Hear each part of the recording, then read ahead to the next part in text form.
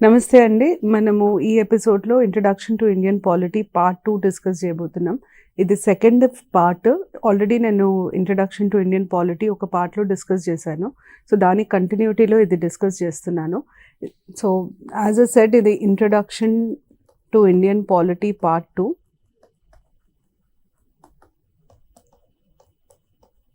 Polity part 2 ఇది. నేను ఇది కొంచెం ఇంట్రడక్షన్ డీటెయిల్డ్‌గా ఎందుకు చెప్తున్నానంటే, సిలబస్ ఓవర్‌వ్యూతో పాటు అసలు ఎట్లాంటి క్వెషన్స్ వస్తాయి, మీరు ఎలా ప్రిపేర్ అవ్వాలి దాని మీద ఒక పిక్చర్ ఇవ్వడానికి నేను ఇది డీటెయిల్డ్‌గా చెప్తున్నాను. అయితే మీకు నేను ఇంతకుముందు చెప్పినట్టు యూనియన్ లెజిస్లేచర్ నుండి మనం కంటిన్యూ చేయాలి. లాస్ట్ ఎపిసోడ్‌లో కూడా యూనియన్ లెజిస్లేచర్ మీద చెప్పాను. యూనియన్ లెజిస్లేచర్‌లో మనం 5 పార్ట్స్ కిందకి డివైడ్ చేసుకుంటే మంచిది. ఒకటి పార్లమెంటరీ టర్మినాలజీ, ఇంకొకటి officers of parliament, parliamentary provisions, parliamentary procedures, ఇంకా పార్లమెంటరీ కమిటీ. పార్లమెంటరీ టర్మినాలజీలో మనం పార్లమెంట్లో విధి విధానాలకి పేర్లు ఉంటాయి. ఆ విధి విధానాలకు ఉన్న పేర్లు అవి ఏంటి అన్నది తెలుసుకోవాలి. No confidence motion, calling attention motion, adjournment motion, తర్వాత పాయింట్ ఆఫ్ ఆర్డర్ అంటాము, నేమింగ్ అ మెంబర్ అంటాం. ఇవన్నీ తెలియాలి. దాని తర్వాత మనకి ఆఫీసర్స్ ఆఫ్ పార్లమెంట్ కింద ముఖ్యంగా ఉండేది speaker, deputy speaker, chairman, deputy chairman of Rajya Sabha. వీళ్ళ గురించి తెలియాలి. అసలు స్పీకర్ని ఎవరు ఎన్నుకుంటారు, స్పీకర్, డెప్యూటీ స్పీకర్ రోల్ ఏంటి, వాళ్ళకు ఉండే పవర్స్ ఏంటి, ఒకవేళ స్పీకర్గా రిజైన్ చేయాల్సి వస్తే ఎవరికి రిజిగ్నేషన్ లెటర్ పంపించాలి, ఇవన్నీ డీటెయిల్స్ ఉంటాయి. పార్లమెంటరీ ప్రొవిజన్స్లో నేను ఇంతకు మునుపు చెప్పినట్టు కాన్స్టిట్యూషన్లో రాసిన పార్లమెంట్కి సంబంధించిన ఆర్టికల్స్ మీద ఇన్ఫర్మేషన్ ఉండాలి. అంటే అసలు పార్లమెంట్ అంటే ఏంటి, కాన్స్టిట్యూషన్ ప్రకారం పార్లమెంట్ కింద ప్రెసిడెంట్, లోక్సభ, రాజ్యసభ. అంటే president, council of states. Lok Sabha, Rajya Sabha అన్న పదాలు ఉన్నాయి కాన్స్టిట్యూషన్లో. సో ప్రెసిడెంట్, కౌన్సిల్ ఆఫ్ స్టేట్స్ని మనం రాజ్యసభ అంటాం, హౌస్ ఆఫ్ పీపుల్ని మనం లోక్సభ అంటాం. వాళ్ళు ఈ 3 ఉంటాయి అని కాన్స్టిట్యూషన్లో రాస్తుంది. అలాగే డీలిమిటేషన్, ఇప్పుడు డీలిమిటేషన్ బాగా న్యూస్లో ఉంది. జమ్మూ అండ్ కాశ్మీర్లో డీలిమిటేషన్ అయింది కాబట్టి డీలిమిటేషన్ మీద చాలా చర్చిస్తున్నారు. సో డీలిమిటేషన్కి సంబంధించిన ఆర్టికల్ ఏంటి అని అడుగుతారు. ఆర్టికల్ 82. డీలిమిటేషన్ కమిషన్ని ఎవరు అపాయింట్ చేస్తారు, సెంట్రల్ గవర్నమెంట్ అపాయింట్ చేస్తుంది. డీలిమిటేషన్ కమిషన్ ఏ రకమైన బాడీ, స్టాట్యూటరీ బాడీ, ఇట్లాంటి క్వశ్చన్స్ అన్నీ మనకి పార్లమెంటరీ ప్రొవిజన్స్లో ఉంటాయి. పార్లమెంటరీ ప్రొవిజన్స్లో మనం పార్టీ ఫిరాయింపు చట్టం, ది యాంటీ డిఫెక్షన్ లా చదువుతాము. తర్వాత joint sitting of parliament, parliamentary privileges, ఇవన్నీ వస్తాయి. తర్వాత పార్లమెంటరీ ప్రొసీజర్స్. ఈ పార్ట్ పార్లమెంటరీ ప్రొసీజర్స్ అంటే ఇప్పుడు ఉదాహరణకి బడ్జెట్ ఇంట్రడ్యూస్ చేయాలి పార్లమెంట్లో అంటే ఏదన్నా ప్రొసీజర్ ఉంటుందా, ప్రొసీజర్ ఉంటుంది. పార్లమెంట్లో బడ్జెట్ ఇంట్రడ్యూస్ చేసే ప్రొసీజర్ ఏంటి, పార్లమెంట్లో ఆర్డినరీ లా తీసుకొచ్చే ప్రొసీజర్ ఏంటి, కాన్స్టిట్యూషనల్ అమెండ్మెంట్ ప్రొసీజర్ ఏంటి. కాన్స్టిట్యూషనల్ అమెండ్మెంట్ మనం ఇంతకుముందు అనుకున్నాం కాబట్టి ఇక్కడ budget procedure, money bill procedure, financial bill అని ఒక బిల్ ఉంటుంది. ఫైనాన్షియల్ బిల్కి మనీ బిల్కి తేడా ఏంటి, అసలు మనీ బిల్ డెఫినేషన్ ఏంటి, మనీ బిల్లా కాదా అని ఎవరు డిసైడ్ చేస్తారు. ఇవన్నీ డీటెయిల్స్ మనం పార్లమెంటరీ ప్రొసీజర్స్లో చదువుతాం. తర్వాత పార్లమెంట్ తనని తాను చాలా కమిటీస్ కిందకి డివైడ్ చేసుకుంటుంది. ఈ కమిటీస్ ఏంటి, ఈ కమిటీస్ విధి విధానాలు ఏంటి, అసలు ఎందుకు కమిటీ వ్యవస్థ ఉంటుంది, పార్లమెంట్ కమిటీస్ అనే ఈ సిస్టమ్ని ఎందుకు తీసుకొస్తారు. పార్లమెంటరీ కమిటీస్ని మనం మినీ పార్లమెంట్స్ అంటాం. ఎందుకు మినీ పార్లమెంట్స్ అవి, ఎన్ని రకాల కమిటీస్ ఉన్నాయి, అన్ని కమిటీస్ మనకు అవసరం లేదు. ఒక 6-7 కమిటీస్ డీటెయిల్స్ అయితే మనకు తెలియాలి. Pak, public accounts committee, estimate committee, తర్వాత పబ్లిక్ అండర్టేకింగ్స్ కమిటీ, ఇట్లాంటి కమిటీస్ డీటెయిల్స్ అయితే మనకు ఖచ్చితంగా తెలియాలి. So parliamentary committees important. ఈ 5 లాగా డివైడ్ చేసుకొని చదివితే మీకు ఈజీ అవుతుంది చదువుకునేటప్పుడు. ఇదంతా అయిపోయిన తర్వాత మీరు స్టేట్ లెజిస్లేచర్ స్టార్ట్ చేయాలి. స్టేట్ లెజిస్లేచర్ తర్వాత పార్లమెంట్ ఆల్మోస్ట్ సేమ్ ఉంటాయి. స్టేట్ లెజిస్లేచర్కి సంబంధించిన ప్రొవిజన్స్, పార్లమెంట్కి సంబంధించిన ప్రొవిజన్స్ ఆల్మోస్ట్ సేమ్ ఉంటాయి. ఒక్కటే చిన్న డిఫరెన్స్ ఏంటంటే స్టేట్ లెజిస్లేచర్లో స్టేట్ లెజిస్లేటివ్ కౌన్సిల్ కంపల్సరీ కాదు. కాబట్టి స్టేట్ లెజిస్లేటివ్ కౌన్సిల్ని ఎట్లా కాన్స్టిట్యూట్ చేయొచ్చు, క్రియేట్ చేయడం ఎట్లా, అబాలిష్ చేయడం ఎట్లా, దానికి ఉన్న ప్రొసీజర్ ఏంటి, ఆ ప్రొసీజర్ని ఎక్కడ ఇంట్రడ్యూస్ చేయొచ్చు, ఆ ప్రొసీజర్కి ఎలాంటి మెజారిటీ కావాలి, ఇట్లాంటి డీటెయిల్స్ స్టేట్ లెజిస్లేచర్ ఇదొకటి. దాని తర్వాత స్టేట్ లెజిస్లేటివ్ కౌన్సిల్ కాంపోజిషన్ ఒకటి తెలియాలి. తర్వాత స్టేట్ లెజిస్లేటివ్ కౌన్సిల్లో జాయింట్ సిట్టింగ్ ఉండదు. అట్లాంటప్పుడు ఒక బిల్లు మీద 2 హౌసెస్కి డిసగ్రీమెంట్ ఉంటే ఎలా తీరుస్తారు ఈ డిసగ్రీమెంట్, ఇట్లాంటి కొన్ని డీటెయిల్స్ స్టేట్ లెజిస్లేచర్లో ఇంపార్టెంట్. అంటే మీకు దగ్గర 85% ప్రొవిజన్స్ సేమ్ ఉంటాయి పార్లమెంట్వి, స్టేట్ లెజిస్లేచర్కి. మీకు డిఫరెన్స్ ఉట్టి ఒక 15% ప్రొవిజన్స్లో మాత్రమే మీకు డిఫరెన్స్ ఉంటుంది. అది స్టేట్ లెజిస్లేచర్కి సంబంధించి. సో ఫస్ట్ ఎగ్జిక్యూటివ్ చదవాలి, ఎగ్జిక్యూటివ్ చదివినాక లెజిస్లేచర్ చదవాలి, లెజిస్లేచర్ చదివినాక మనం లాస్ట్ చదవాల్సింది జుడిషియరీ. జుడిషియరీని మనం ఎట్లా అప్రోచ్ అవ్వాలి? జుడిషియరీని మనం ఇండియన్ జుడిషియరీ అని అంటాం, ఎందుకంటే మన దగ్గర కోర్ట్స్ని ఒక హయరార్కీలో అరేంజ్ చేస్తారు. సో జుడిషియరీలో ఫస్ట్ మనము సుప్రీంకోర్ట్ అండ్ హైకోర్టు జడ్జెస్ గురించి చదవాలి. అసలు హైకోర్టు, సుప్రీంకోర్టు జడ్జెస్ కావాలి అంటే క్వాలిఫికేషన్ ఏం కావాలి, ఎలిజిబిలిటీ ఏంటి, ఎవరు అపాయింట్ చేస్తారు, ఇట్లాంటి డీటెయిల్స్ అన్నీ సుప్రీంకోర్ట్ అండ్ హైకోర్టు జడ్జెస్ కింద వస్తాయి. వాళ్ళ రిమూవల్ ప్రొసీజర్ ఏంటి, రెసిగ్నేషన్, ఇవన్నీ వస్తాయి. దాని తర్వాత మనము జ్యూరిస్డిక్షన్ అంటే ఏంటి? ఇప్పుడు ఒక కోర్టు ఉంది, దానికి ఉండే లిమిట్, దానికి ఉండే పవర్ని మనం జ్యూరిస్డిక్షన్ అంటాం. జ్యూరిస్డిక్షన్ ఆఫ్ సుప్రీం కోర్టు తెలియాలి, తర్వాత జ్యూరిస్డిక్షన్ ఆఫ్ హైకోర్టు తెలియాలి. జ్యూరిస్డిక్షన్ ఆఫ్ సుప్రీం కోర్టు ఎందుకు తెలియాలంటే మనం ప్రతి కేసుని తీసుకుపోయి సుప్రీంకోర్టులో వేయలేం, కొన్ని కేసెస్ని మాత్రమే సుప్రీంకోర్టు దాకా వెళ్తాయి. అయితే సుప్రీంకోర్టులో మనం కేసు ఫైల్ చేయాలంటే ఎలాంటి కండిషన్స్ ఉంటాయి, అవన్నీ ఇక్కడ వస్తాయి. తర్వాత మనకి సబార్డినేట్ కోర్ట్స్ అని ఉంటాయి. సబార్డినేట్ కోర్ట్స్లో మనకి డిస్ట్రిక్ట్ కోర్ట్స్, ఈ magistrate, additional metropolitan magistrate court, ఇవన్నీ వస్తాయి. సబార్డినేట్ కోర్ట్స్కి జడ్జెస్ ఉంటారు, జ్యుడిషియల్ మ్యాజిస్ట్రేట్స్ ఉంటారు, వాళ్ళని ఎవరు అపాయింట్ చేస్తారు అవన్నీ. ఇవి కాకుండా మనకి మెయిన్స్ పరంగా కొంచెం ఇంపార్టెంట్ కాన్సెప్ట్స్ ఏంటంటే జ్యుడిషియల్ యాక్టివిజం అని అంటాం. ఇవి మెయిన్స్కి ఎక్కువ అడుగుతారు, ప్రిలిమ్స్కి మీకు ఉట్టి మీనింగ్ వరకు తెలిస్తే చాలు. తర్వాత జ్యుడిషియల్ ఓవర్ రీచ్ అంటారు. జ్యుడిషియల్ అకౌంటబిలిటీ ఇవాళ రేపు చాలా చర్చలో ఉంది, ఓవర్ రీచ్ ఒకటి. తర్వాత జ్యుడిషియల్ అకౌంటబిలిటీ, ఇవి ఎక్కువ మటుకు మీకు మెయిన్స్కి వచ్చే టాపిక్స్. ప్రిలిమ్స్లో అంత అడిగే ఛాన్సెస్ ఉండే. జ్యుడిషియల్ యాక్టివిజం మీద 2-3 ప్రశ్నలు, అంటే పబ్లిక్ ఇంట్రెస్ట్ లిటిగేషన్కి సంబంధించి ఒక 2-3 ప్రశ్నలు అడిగే ఆస్కారం ఉంది. ఇది జ్యుడిషియరీ. సో ఫస్ట్ మనం ఎగ్జిక్యూటివ్ తర్వాత లెజిస్లేచర్ తర్వాత జ్యుడిషియరీ చదివితే మనం ఈ పార్ట్ కంప్లీట్ చేసినట్టు. నేను ఫస్ట్లోనే మీకు గవర్నమెంట్ స్ట్రక్చర్ అని చెప్పి ఒకటి ఇచ్చాను, సో ఈ పార్ట్ కంప్లీట్ చేసినట్టు, ఈ union and state government complete చేసినట్టు, ఈ పార్ట్ కంప్లీట్ అయినట్టు ఇవి చదివితే. సో ఎప్పుడైనా వీటికి మీ అప్రోచ్ సింపుల్, ఫస్ట్ ఎగ్జిక్యూటివ్ చదవాలి, తర్వాత లెజిస్లేచర్ చదవాలి, తర్వాత జ్యుడిషియరీ చదవాలి, యూనియన్ అండ్ స్టేట్ ఎగ్జిక్యూటివ్ కలిపి చదవాలి, యూనియన్ అండ్ స్టేట్ లెజిస్లేచర్ కలిపి చదవాలి, జ్యుడిషియరీ కలిపి చదవాలి. అట్లాంటప్పుడే మీకు ఈజీ అవుతుంది, అంటే మీరు అర్థం చేసుకోవడం ఈజీ అవుతుంది. ఇవి 3 చదివిన తర్వాత CAG, controller and auditor general of India, ఈయన ఆఫీస్ గురించి అసలు వారిని ఎవరు అపాయింట్ చేస్తారు, క్వాలిఫికేషన్స్ ఏంటి, టర్మ్ అండ్ టెన్యూర్ ఏంటి, ఎందుకు క్యాగ్ ఆఫీస్, దానికి ఉన్న ఇంపార్టెన్స్ ఏంటి. డాక్టర్ బిఆర్ అంబేద్కర్ ప్రకారం క్యాగ్ అన్నిటికంటే important constitutional office, it is the most important constitutional office. ఎందుకు అది అంత ఇంపార్టెంట్, అది క్యాగ్ పనితీరు గురించి చదవాలి. ఇది అయిన తర్వాత లోకల్ సెల్ఫ్ గవర్నమెంట్లో ఫస్ట్ మనకు పంచాయతీ వస్తుంది, తర్వాత మున్సిపాలిటీస్ వస్తాయి. లోకల్ సెల్ఫ్ గవర్నమెంట్లో ఇది గ్రూప్ 1 కాబట్టి లోకల్ సెల్ఫ్ గవర్నమెంట్కి సంబంధించి మీకు ఫస్ట్ తెలియాల్సింది ఏంటంటే చాలా కమిటీస్ ఉంటాయి. ఉదాహరణకి బల్వంతరాయ్ మెహతా కమిటీ అంటాం, అశోక్ మెహతా కమిటీ అంటాం. ఈ కమిటీస్ అన్నిటి డీటెయిల్స్ తెలియడం చాలా ఇంపార్టెంట్. వాళ్ళు ఇచ్చిన రికమెండేషన్స్ తెలియాలి. క్రొనాలజీ ఆఫ్ కమిటీస్ కూడా అడుగుతారు. ముందే కమిటీ బల్వంతరాయ్ మెహతా కమిటీ ముందు, తర్వాత అశోక్ మెహతా కమిటీ, తర్వాత ఎల్ఎం సింఘ్వి కమిటీ. సో అట్లా ఏ కమిటీ ఎప్పుడు వచ్చింది అని అడుగుతారు. దాని తర్వాత వీటికి సంబంధించిన కాన్స్టిట్యూషనల్ ప్రొవిజన్స్, ఆర్టికల్స్ కింద ఏమున్నాయి. అయితే పంచాయత్స్కి, మున్సిపాలిటీస్కి చాలా మటుకు ఆర్టికల్స్ అంటే ప్రొవిజన్స్ కామన్గా ఉంటాయి, కొన్ని డిఫరెన్సెస్ ఉంటాయి. ఉదాహరణకి మీకు పంచాయత్స్లో గ్రామ సభ ఉంటుంది, కానీ మున్సిపాలిటీస్కి వచ్చేసరికి గ్రామ సభ ఉండదు. వార్డ్ కమిటీ గురించి ప్రస్తావిస్తారు మున్సిపాలిటీస్లో. సో ఇట్లాంటి డీటెయిల్స్ మీకు తెలియడం చాలా ఇంపార్టెంట్.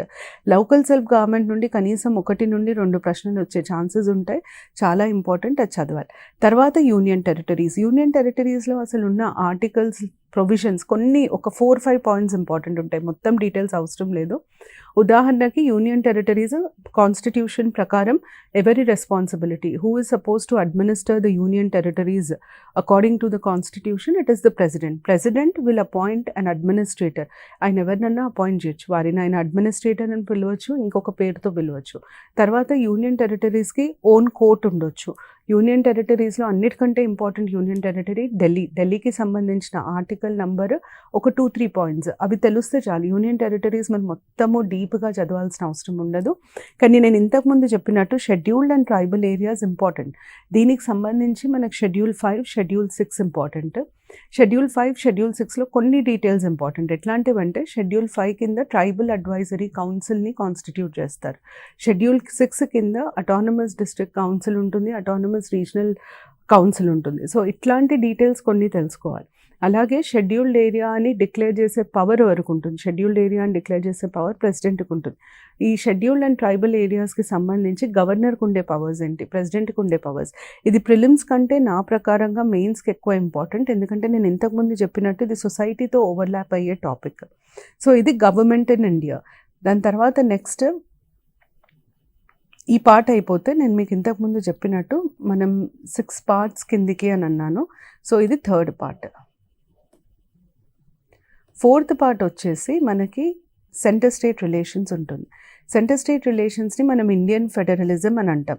ఇండియన్ ఫెడరలిజంలో బేసిక్గా 2 రకాలవి డిస్కస్ చేయాలి. ఒకటేమో relation between centre and state, కేంద్రానికి రాష్ట్రాలకి ఉండే సంబంధాలు. తర్వాత స్టేట్స్ బిట్వీన్ స్టేట్స్ అని అంటాం. దీన్ని మనం ఇంటర్ స్టేట్ రిలేషన్స్ అని అంటాం. ఇంటర్ స్టేట్ రిలేషన్స్ కూడా ఈక్వల్లీ ఇంపార్టెంట్. అయితే దీంట్లో మనం ఏమేమి చదవాలి? ముందు కాన్స్టిట్యూషన్లో ఇచ్చిన ప్రొవిజన్స్ చదవడం చాలా ఇంపార్టెంట్. దీంట్లో కాన్స్టిట్యూషన్లో 3 రకాల ప్రొవిజన్స్ ఉంటాయి. ఒకటేమో centre state relations with respect to legislative relations, దాని తర్వాత లెజిస్లేటివ్ రిలేషన్స్, దాని తర్వాత అడ్మినిస్ట్రేటివ్. నేను చెప్తాను ఇవి ఏంటి, అసలు ఇది ఎందుకు అంటారు అన్న చెప్తాను. అసలు సెంటర్ స్టేట్ రిలేషన్స్ కాంటెక్స్ట్ ఏంటో కూడా చెప్తాను, ఎందుకు మాట్లాడతాం దాని గురించి కూడా చెప్తాను. అడ్మినిస్ట్రేటివ్ రిలేషన్స్, దాని తర్వాత 3rd వచ్చేసి మనం ఫైనాన్షియల్ రిలేషన్స్ అని అంటాం. ఈ 3 ప్రొవిజన్స్ ఉంటాయి. ఈ ఫైనాన్షియల్ రిలేషన్స్, ఈ 3 ప్రొవిజన్స్ కాకుండా మనకేముంటాయి అంటే కాన్స్టిట్యూషన్ కాకుండా కొన్ని డిఫరెంట్ బాడీస్ ఉంటాయి. కొన్ని కాన్స్టిట్యూషన్లో ఇచ్చుంటారు, కొన్ని సపరేట్గా ఇచ్చుంటారు. లైక్ ఇంటర్ స్టేట్ కౌన్సిల్ అంటాం, తర్వాత మనం జోనల్ కౌన్సిల్స్ అంటాం. రివర్ మేనేజ్మెంట్ బోర్డ్స్, ఇప్పుడు మనం Godavari river management board, Krishna river management board గురించి మాట్లాడుకుంటున్నాం, అది బాడీస్. దాని తర్వాత కొన్ని కమిటీస్ని కూడా కాన్స్టిట్యూట్ చేశారు. మీరు సర్కారియా కమిటీ, మదన్ మోహన్ పుంచి కమిటీ, ఇవి ఉంటారు ఈ కమిటీస్. ఇది మొత్తం సెంటర్ స్టేట్ రిలేషన్స్కి సంబంధించిన టాపిక్స్. అయితే అసలు సెంటర్ స్టేట్ రిలేషన్ గురించి మనం ఎందుకు మాట్లాడాలి అన్నది ఫస్ట్ డిస్కస్ చేస్తే, సింపుల్ లాజిక్ ఏంటంటే సెంటర్లో పార్లమెంట్ ఉంటుంది, స్టేట్లో మనకి స్టేట్ లెజిస్లేచర్ ఉంటుంది. పార్లమెంట్ లా మేకింగ్ బాడీ, స్టేట్ లెజిస్లేచర్ కూడా లా మేకింగ్ బాడీ. అట్లాంటప్పుడు పార్లమెంట్ దేని మీద లాస్ చేస్తుంది, స్టేట్ లెజిస్లేచర్ దేని మీద లాస్ చేస్తుంది. ఒకవేళ పార్లమెంట్ చేసిన లాకి స్టేట్ లెజిస్లేచర్ చేసిన లా మధ్యలో కాన్ఫ్లిక్ట్ ఉంటే, ఒకటి దానికి ఇంకొకటి విరుద్ధంగా ఉంటే ఏం చేయాలి? సెంటర్ ఎక్కడ అడ్మినిస్ట్రేషన్ సాగిస్తుంది, స్టేట్ ఏం అడ్మినిస్ట్రేషన్లో ఏం చూసుకుంటుంది? ఇప్పుడు ఫైనాన్షియల్ రిసోర్సెస్ ఉన్నాయి, ట్యాక్సెస్ ఉన్నాయి. ఉదాహరణకి ఎవరు దేని మీద ట్యాక్స్ వేయొచ్చు? స్టేట్ గవర్నమెంట్కి దేని మీద ట్యాక్స్ వేసే రైట్ ఉంటుంది, సెంట్రల్ గవర్నమెంట్కి దేని మీద ట్యాక్స్ వేసే రైట్ ఉంటుంది. అవన్నీ క్వశ్చన్స్కి ఆన్సర్ ఇక్కడ నుండి వస్తాయి మనకి. ఈ legislative relations, administrative relations, financial రిలేషన్స్లో మనకి కాన్స్టిట్యూషన్ చెప్తుంది. కాన్స్టిట్యూషన్ ఏమంటుందంటే, ఇక్కడ ఉదాహరణకి ఇక్కడ ఏమంటుందంటే, ఇన్కమ్ ట్యాక్స్ అన్నది సెంటర్ లెవీ చేస్తుంది, GST goods and service tax అన్నది సెంటర్ లెవీ చేస్తుంది.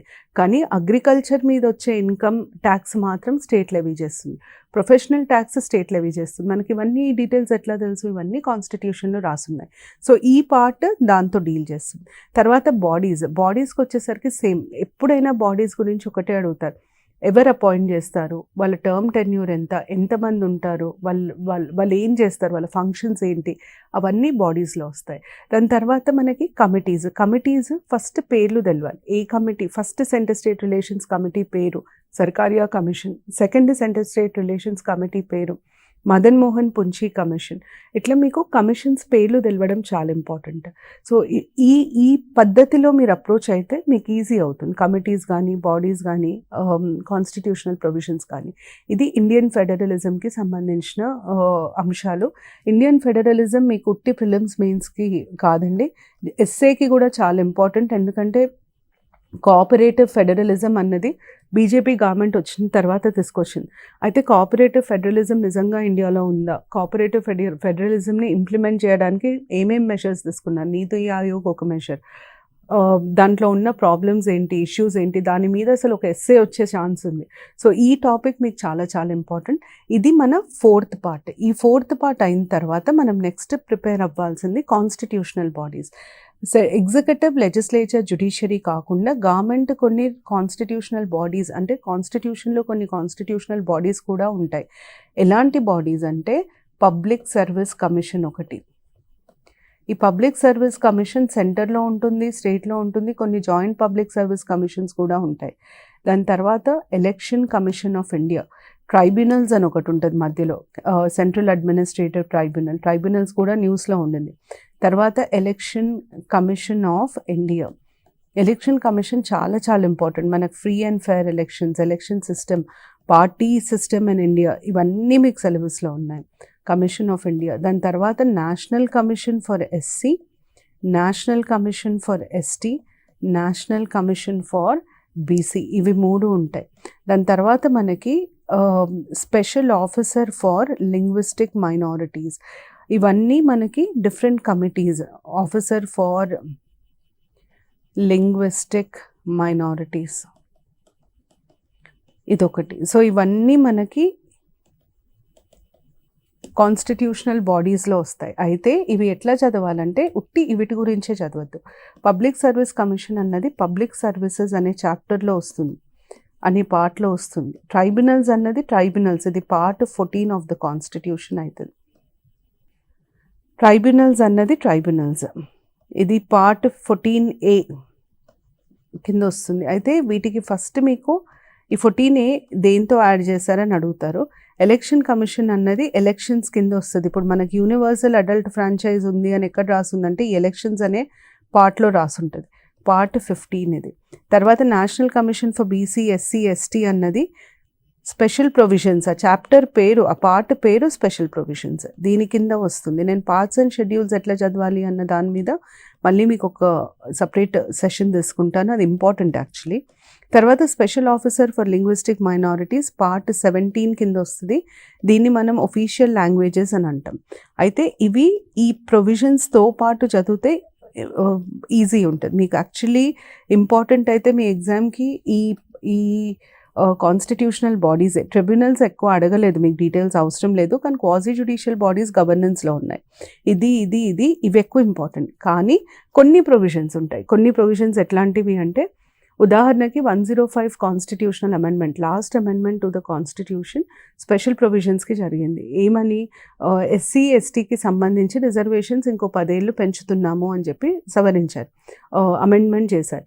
అయితే దాంట్లోనే ఆంగ్లో ఇండియన్స్కి ఉన్న స్పెషల్ రిప్రజెంటేషన్ని ఇంకా ఎక్స్టెండ్ చేయలేదు. అది ఏ పార్ట్కి అయిందంటే స్పెషల్ ప్రొవిజన్స్కి అయింది. కాబట్టి స్పెషల్ ప్రొవిజన్స్ చాలా చాలా ఇంపార్టెంట్. ఎలక్షన్స్లో నేను ఇంతకుముందు చెప్పినట్టు యూనివర్సల్ అడల్ట్ ఫ్రాంచైజ్ ఉంటుంది ఇండియాలో అన్న ఆర్టికల్ నంబర్ ఎక్కువ ఇంపార్టెంట్. సో దీంట్లో మనము మొత్తము డీటెయిల్డ్గా ప్రతి ఒక్క వర్డ్ ఫండమెంటల్ రైట్స్లో చదివినట్టు చదవాల్సిన అవసరం ఉండదు. ఈ బాడీస్ గురించి కొంచెం డీటెయిల్స్ తీసుకున్న తర్వాత మిగతా ప్రొవిజన్స్ని కొంచెంగా చదివితే సరిపోతుంది. అంటే కొన్ని కీ పాయింట్స్ ఉంటాయి, ఆ కీ పాయింట్స్ చదువుకుంటే సరిపోతుంది. ఉదాహరణకి సెంట్రల్ అడ్మినిస్ట్రేటివ్ ట్రైబ్యునల్ అంటాం. సెంట్రల్ అడ్మినిస్ట్రేటివ్ ట్రైబ్యునల్ ఎట్లాంటి బాడీ అంటే అది కాన్స్టిట్యూషనల్ బాడీ మాత్రం కాదు. సెంట్రల్ అడ్మినిస్ట్రేటివ్ ట్రైబ్యునల్ పార్లమెంట్ ద్వారా స్థాపించబడ్డ అథారిటీ, అంటే అది ఒక స్టాట్యూటరీ బాడీ, బై లా వచ్చేది అది.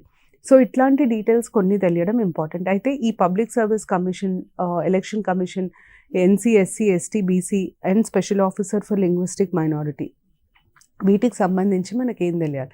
వీటికి సంబంధించి మనకు ఫస్ట్ తెలియాల్సింది హూ అపాయింట్స్, ఈ డీటెయిల్స్ తెలియాలి. ఎప్పుడైనా బాడీస్కి సంబంధించి మనకి ఈ డీటెయిల్స్ తెలియాలి. బాడీస్లో ఫస్ట్ మనకు తెలియాల్సింది హూ అపాయింట్స్, ఎవరు, సెంట్రల్ గవర్నమెంటా లేకపోతే ప్రెసిడెంటా. ఓకే, తర్వాత క్వాలిఫికేషన్స్, ఆ బాడీలో అపాయింట్ అవ్వాలి అంటే కావాల్సిన క్వాలిఫికేషన్స్. దాని తర్వాత నెక్స్ట్ కాంపోజిషన్, అసలు ఆ బాడీలో ఎంతమంది ఉంటారో, 1+1+5 అంటామంటే చైర్మన్, డెప్యూటీ చైర్మన్, ఇంకా మెంబర్స్. దాని తర్వాత వాళ్ళ టర్మ్ టెన్యూర్, మళ్ళీ రెండోసారి అపాయింట్ అవ్వచ్చా, ఎన్ని రోజులు ఉంటుంది ఆ ఆఫీస్. దాని తర్వాత వాళ్ళ పవర్స్ అండ్ ఫంక్షన్స్, వాళ్ళకి ఏమేం పవర్స్, అసలు వాళ్ళు ఎందుకున్నారు, వాళ్ళకి సువోమోటో పవర్స్ ఉంటాయా? సువోమోటో అంటే కంప్లైంట్ లేకుండా కూడా ఇన్వెస్టిగేట్ చేయగలిగితే సువోమోటో. స్వయంగా తీసుకునే అంటే ఎవరి ఇది లేకుండా తీసుకునే కంప్లైంట్స్ని సువోమోటో అంటాం. సో రిపోర్ట్ ఎవరికి సబ్మిటెడ్ టు, ఇట్లాంటి డీటెయిల్స్ అన్నీ మనకి బాడీస్కి సంబంధించి తెలుసుకోవడం చాలా చాలా ఇంపార్టెంట్. అయితే ఎలక్షన్స్కి సంబంధించి ఇంకా కొన్ని చదువుకుంటే బెటర్. అంటే ఎలక్షన్ కమిషన్ ఆఫ్ ఇండియా అన్నది ఒక టాపిక్ అయితే, మనకి ఇండియాలో ఫ్రీ అండ్ ఫెయిర్ ఎలక్షన్స్ గురించి మాట్లాడతాం. Free and fair elections conduct చేయాలి అన్న దాంట్లో ఒక భాగమే election commission of India. So first question ఏంటంటే, ఫ్రీ అండ్ ఫెయిర్ ఎలక్షన్స్ అని మనం అంటున్నాం కదా, దీని మీనింగ్ ఏంటి? ఈ ఫ్రీ అండ్ ఫెయిర్ ఎలక్షన్స్, ఇది మెయిన్స్ పర్స్పెక్టివ్లో important. Free and fair elections కోసము ఎలక్షన్ కమిషన్ ఆఫ్ ఇండియాకు ఉన్న పవర్స్ ఏంటి? తర్వాత మనము ఎలక్టోరల్ రిఫార్మ్స్ అంటాం. అంటే ఎన్నికలు కండక్ట్ చేసే విధానంలో మార్పులు తీసుకురావడం. Changes in the system of elections in order to ensure that there is free and fair elections. Electoral reforms అన్నది మీన్స్. ఇది ఎందుకు చేస్తాం మనం? To achieve the end called free and fair elections. ఇప్పుడు EVM is an electoral reform. Verified paper trail VVPAT last time introduce చేశారు, ఇది electoral reform. నోటా అన్నది electoral reform. అసలు ఈ ఎలక్టోరల్ రిఫార్మ్స్ ఎప్పుడు వచ్చినాయి, వాటి పర్పస్ ఏంటి, ఇవన్నీ తెలియాలి. ఇదంతా మీరు ఎలక్షన్ కమిషన్ ఆఫ్ ఇండియాతో పాటు చదివితే మీకు ఆ టాపిక్ కాంప్రిహెన్సివ్గా కవర్ అవుతుంది. కానీ నేను ఇంతకుముందు చెప్పినట్టు ఇది మెయిన్స్కి ఎక్కువ ఇంపార్టెంట్. ఇది ప్రిలిమ్స్ కంటే మెయిన్స్లో ఎక్కువ ఫోకస్ చేయాల్సి వస్తుంది. ప్రిలిమ్స్కి మాత్రం మీకు ఎలక్షన్ కమిషన్ ఆఫ్ ఇండియా వరకు డీటెయిల్స్ తెలిస్తే సరిపోతుంది. దాని తర్వాత మనకు 6th పార్ట్ వచ్చేసి స్టాట్యూటరీ బాడీస్. స్టాట్యూటరీ బాడీస్కి కాన్స్టిట్యూషనల్ బాడీస్కి డిఫరెన్స్ ఏంటంటే, కాన్స్టిట్యూషనల్ బాడీస్ అన్నవి రాజ్యాంగంలో వస్తాయి, స్టాట్యూటరీ బాడీస్ అన్నవి రాజ్యాంగంలో రావు. అవి ఒక ఆర్డినరీ లా, స్టాట్యూట్ కింద ఎస్టాబ్లిష్ చేస్తారు, ఆర్డినరీ లా కింద. ఉదాహరణకి మనకు రైట్ టు ఇన్ఫర్మేషన్ యాక్ట్ ఉంది. ఈ రైట్ టు ఇన్ఫర్మేషన్ యాక్ట్ కింద వచ్చిన బాడీనే మనం సెంట్రల్ ఇన్ఫర్మేషన్ కమిషన్ లేదా స్టేట్ ఇన్ఫర్మేషన్ కమిషన్ అంటాం. నేషనల్ హ్యూమన్ రైట్స్ యాక్ట్ అని ఉంది, దీని కింద స్థాపించబడ్డ వ్యవస్థని national human rights commission, state human rights commission అని అంటాం. అయితే ఈ స్టాట్యూటరీ బాడీస్లో మనం ఏమేమి చదవాలి? ఫస్ట్ ఎన్హెచ్ఆర్సీ చాలా చాలా important. National human rights commission, state human rights commission. దాని తర్వాత CVC, సెంట్రల్ విజిలెన్స్ కమిషన్. దాని తర్వాత national commission for women, national commission for minorities.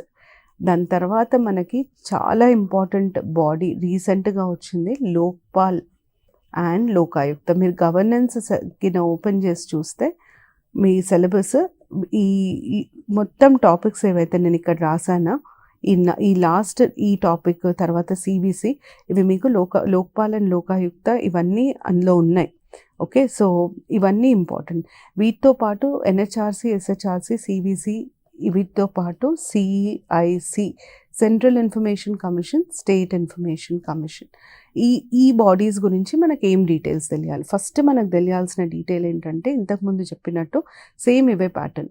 మీకు అపాయింట్మెంట్, ఈ బాడీస్కి సంబంధించి appointment, qualifications, composition, term, tenure, powers and functions, reports, ఇంతవరకు తెలిస్తే సరిపోతుంది. బాడీస్కి సంబంధించి ఈ ఇన్ఫర్మేషన్ తెలియాలి. సో స్టాట్యూటరీ బాడీస్కి సంబంధించి ఈ డీటెయిల్స్ ఇంపార్టెంట్. మీకు ఇంకొక విషయం ఏంటంటే, మెయిన్స్లో నేను ఇక్కడ లిస్ట్ చేసిన బాడీస్ అన్నీ దాదాపుగా మీకు Unit 1, Unit 5 గవర్నెన్స్లో ఉన్నాయి. అయితే మీరు ఎక్స్ట్రా వీటికి ఏం చదవాలంటే, ఈ రోజు వరకు వాటి పర్ఫార్మెన్స్ మీద చదవాలి. ఉదాహరణకి నేషనల్ కమిషన్ ఆఫ్ విమెన్, దాని అనాలిసిస్, వర్క్ని అనలైజ్ చేయాలి. ఎంతవరకు అది ఎఫెక్టివ్ ఇన్ ప్రొటెక్టింగ్ విమెన్, ఏమేం మెజర్స్ తీసుకున్నారు, ఏమేం లాస్ ప్రపోజ్ చేశారు, వాటిల్లో ఉన్న ప్రాబ్లమ్స్ ఏంటి.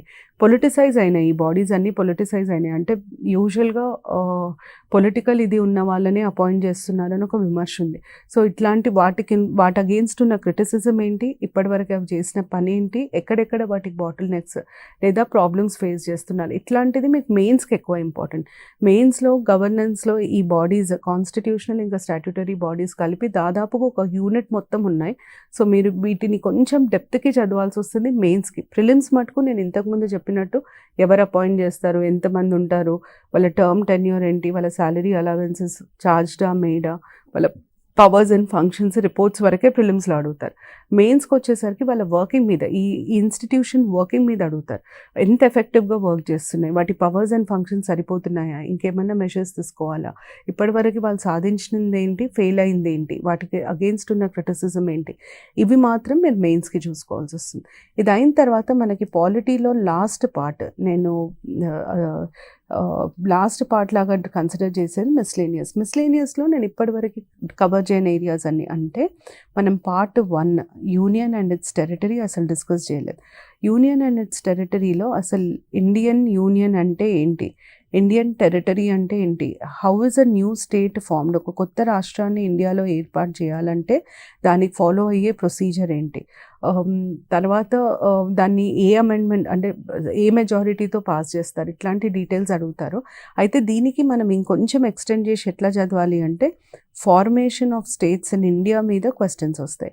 15th state to be formed, 16th state to be formed, last state to be formed, ఎట్లాంటి క్వశ్చన్స్ అడుగుతారు ఇంకా అంటే, ఇంతకు మునుపు యూనియన్ టెరిటరీ ఉండి ఇప్పుడు స్టేట్ లాగా అయిన స్టేట్స్ ఏంటి, హిమాచల్ ప్రదేశ్ ముందు యూనియన్ టెరిటరీ కానీ ఇప్పుడు స్టేట్, గోవా ముందు యూనియన్ టెరిటరీ కానీ ఇప్పుడు state. So which of the following were union territories earlier, now they have been converted into full fledged states, ఏవి అని అడుగుతారు. ఈ డీటెయిల్స్ మీకు చాలా important. Factual information union and its territory మీద అడిగే ఛాన్సెస్ ఎక్కువ ఉన్నాయి. తర్వాత మిస్లేనియస్లో సెకండ్ పార్ట్ 2 వచ్చి మనకి సిటిజన్షిప్కి సంబంధించింది. సిటిజన్షిప్ మనకి కాన్స్టెంట్గా న్యూస్లో ఉంది. సిటిజన్షిప్ అమెండ్మెంట్ యాక్ట్ వచ్చినప్పటి నుండి ఉంది. సో సిటిజన్షిప్కి సంబంధించి ఫస్ట్ మనకి కాన్స్టిట్యూషనల్ ప్రొవిజన్స్, ఎక్కువ డీటెయిల్స్ అవసరం లేదు, ఏ ఆర్టికల్ దేనికి సంబంధించింది అన్నది తెలిస్తే చాలు. కాన్స్టిట్యూషనల్ ప్రొవిజన్స్ చదివిన తర్వాత సిటిజన్షిప్ యాక్ట్ 1955లో చేసిన యాక్ట్కి చాలా అమెండ్మెంట్స్ జరిగినాయి. ఎప్పుడెప్పుడు అమెండ్మెంట్స్ జరిగినాయి, ఏమేమి అమెండ్మెంట్స్ జరిగినాయి, కరెంట్ అఫైర్స్లో రీసెంట్ అమెండ్మెంట్ మీద ఫోకస్ ఎక్కువ ఉంటుంది. అంటే 2019లో జరిగిన అమెండ్మెంట్ ఏదైతే ఉందో దాని మీద ఫోకస్ ఎక్కువ ఉంటుంది. సో మిస్లేనియస్లో బేసిక్గా మనం ఇంతకుముందు కవర్ చేయని కాన్స్టిట్యూషన్లో ఏమన్నా ఉంటే అవి కవర్ చేయాల్సి వస్తుంది. నేను ఇంకొకటి మీకు ముందు చెప్పలేదు, ఫెడరలిజంలో ఎమర్జెన్సీ పవర్స్ కూడా యూజువల్గా ఫెడరలిజంతోనే కవర్ చేస్తాం. ఎందుకు ఎమర్జెన్సీ ప్రొవిజన్స్ ఫెడరలిజంలో కవర్ చేస్తామంటే, ఎమర్జెన్సీ ప్రొవిజన్స్ అన్నవి సెంటర్ స్టేట్ రిలేషన్స్లో చాలా కాంట్రవర్షియల్ ఏదన్నా ఉంటే అది ఎమర్జెన్సీ ప్రొవిజన్స్. అందుకని యూజువల్గా ఫెడరలిజంతోనే కవర్ చేస్తాము. అసలు ఎమర్జెన్సీ అంటే ఏంటి, ఎవరు డిక్లేర్ చేస్తారు, ఎన్ని రకాల ఎమర్జెన్సీస్ ఉన్నాయి, ఒక్కసారి డిక్లేర్ చేస్తే దాని ఇంపాక్ట్ ఏంటి, ఈ ఎమర్జెన్సీని ప్రెసిడెంట్ డిక్లేర్ చేసిన తర్వాత పార్లమెంట్ అప్రూవ్ చేయాలి, ఎన్ని రోజులలో పార్లమెంట్ అప్రూవ్ చేయాలి. ఈ ఎమర్జెన్సీ ప్రొవిజన్స్కి 2 ఇంపార్టెంట్ అమెండ్మెంట్స్ జరిగినాయి, 42nd amendment, 44th amendment. 42nd amendment తీసుకొచ్చిన మార్పులు ఏంటి, 44th అమెండ్మెంట్ తీసుకొచ్చిన మార్పులు ఏంటి, ఇట్లాంటి డీటెయిల్స్ మనం మిస్లేనియస్ ఎమర్జెన్సీ ప్రొవిజన్స్లో చదవాల్సి ఉంటుంది. ఎమర్జెన్సీ ప్రొవిజన్స్ మీరు ఫెడరలిజంకి పార్ట్ లాగా చదివితేనే మీకు కంఫర్టబుల్గా ఉంటుంది, ఈజీగా ఉంటుంది. సో ఫెడరలిజంలో పార్ట్ లాగా ఎమర్జెన్సీ ప్రొవిజన్స్ చదవాలి. ఇది ఓవరాల్ సిలబస్ ఓవర్వ్యూ. అండ్ మీరు ఎక్కడ మొదలు పెట్టాలి, ఎక్కడ ఎండ్ చేయాలి అన్న దాని మీద ఒక కంప్లీట్ పిక్చర్ ఇది. సో ఈ పద్ధతిలో చదివితే పాలిటీ, కాన్స్టిట్యూషన్ చాలా ఈజీ అవుతుంది. ఇది అయిన తర్వాత మీరు గవర్నెన్స్కి మూవ్ అయితే ఈజీ అవుతుంది. ఎందుకంటే కాన్స్టిట్యూషనల్ ప్రొవిజన్స్ని బేస్ చేసుకొనే గవర్నెన్స్ ఉంటుంది. కాన్స్టిట్యూషనల్ ప్రొవిజన్స్ తెలియకపోతే గవర్నెన్స్ అర్థం కాదు. గవర్నమెంట్ చేసే ప్రతిదాన్ని మనం గవర్నెన్స్ లాగా పరిగణిస్తాం. గవర్నమెంట్ ఒక పాలసీ చేస్తే ఎందుకు, డిపిఎస్పీస్ ఉన్నాయి కాబట్టి. గవర్నమెంట్ ఒక లా చేస్తే ఎందుకు, డైరెక్టివ్ ప్రిన్సిపల్స్ ఉన్నాయి కాబట్టి. పార్లమెంట్ ఒక లా చేసింది ఏ బేసిస్ మీద అంటే 3 lists, దానికి ఉన్న పవర్స్ ఎక్కడ రాసున్నాయి అవి మళ్ళీ కాన్స్టిట్యూషన్లో రాసున్నాయి. సిటిజన్ రైట్ వయలేట్ అవుతుంది అని అన్నారు, రైట్స్ వయలేట్ అవ్వద్దు అని ఎక్కడుంది, కాన్స్టిట్యూషన్లో ఉంది. సో ఇవన్నీ మనకు తెలియాలంటే ఫస్ట్ బేసిస్ కాన్స్టిట్యూషన్ని మనం ఎంత క్లియర్గా చదువుకుంటే అంత బెటర్. అక్కడ నుండి మీరు గవర్నెన్స్ తీసుకుంటే మంచిది. దీంతో introduction to Indian polity complete అయింది. మనం నెక్స్ట్ ఎపిసోడ్లో నేను ఒక్కొక్క టాపిక్ తీసుకొని దానికి సంబంధించిన ఎక్స్ప్లెనేషన్ ఇంకా డీటెయిల్స్ ఇస్తాను. Thank you. నమస్తే.